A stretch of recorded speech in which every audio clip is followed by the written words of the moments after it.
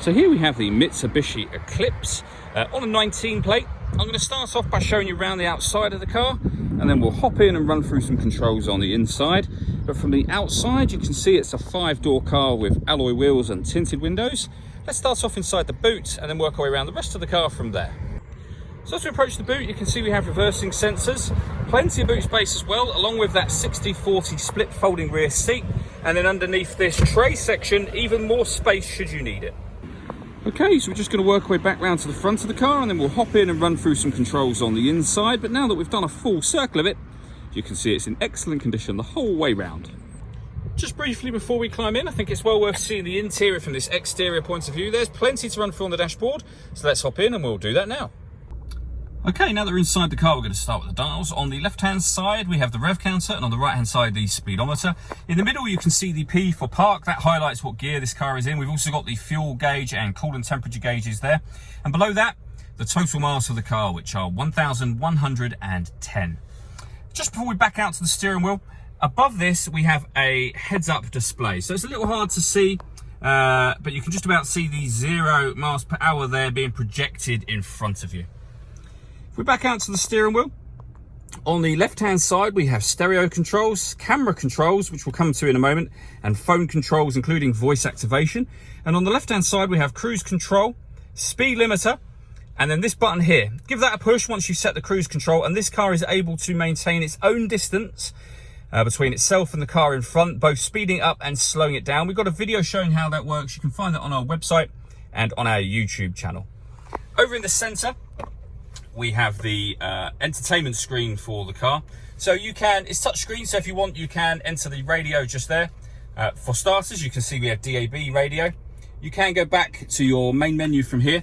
Let's say you can use it as a touchscreen, or you can move it in the way that I'm doing so now, and that is by using this kind of trackpad. So every swipe of that moves you through something on the screen. You can hear it doing it in the background. You can also push this down to enter a particular menu, which I've just done there. You can swipe through. So if you want the DAB radio again, just swipe through and push that button down and you're back in that menu. You can also go back to the main menu from here. Everything can be accessed using this button, which is obviously a lot easier when you're driving along than trying to manage a touch screen.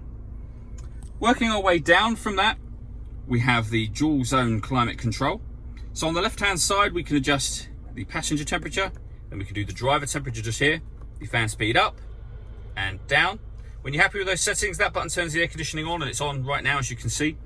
Or you can hit auto, and the car will now maintain the temperatures you've asked for by taking full control of the fan speed for you. You can override that simply by readjusting the fans at any point in time. Under that, we have 2 separate USB inputs, as well as a 12-volt charging socket. We have the gear lever for the fully automatic gearbox. Now, I mentioned cameras. If I put the car into reverse and show you back up on here, you will see that we have a reversing camera on the right hand side and a bird's eye view image of the car exactly where it's parked right now on the left hand side. It does make it very, very easy to park this car with those camera controls. Back down to where the gear lever is, we've got heated driver and passenger seats with 2 different heat settings each, high and low. This button will put the all-wheel drive on or off. You can put it on a kind of an auto mode, a snow mode and a gravel mode, and it will show you up on here. So auto means it will put 4-wheel drive on as it needs to. Snow means it will basically permanently be on, and gravel is obviously for loose surface driving. Most of the time you would leave it on this setting just here. Finally, we have the pad that I was just talking about a moment ago, and an electronic handbrake with auto hold function. The last thing I want to talk about are the 2 glass roofs that we have on this car. So the rear one, you have a little electric blind that will open up just there. That's fixed, so that's just to let light in, and it does make a massive difference. This front one, you can do the same thing. So again, lets in a huge amount of extra light. You can leave it like that if you wish to, but the front one will actually slide open as a proper sunroof if you wish to do that. All that leaves me to say is thank you for taking the time to watch this video.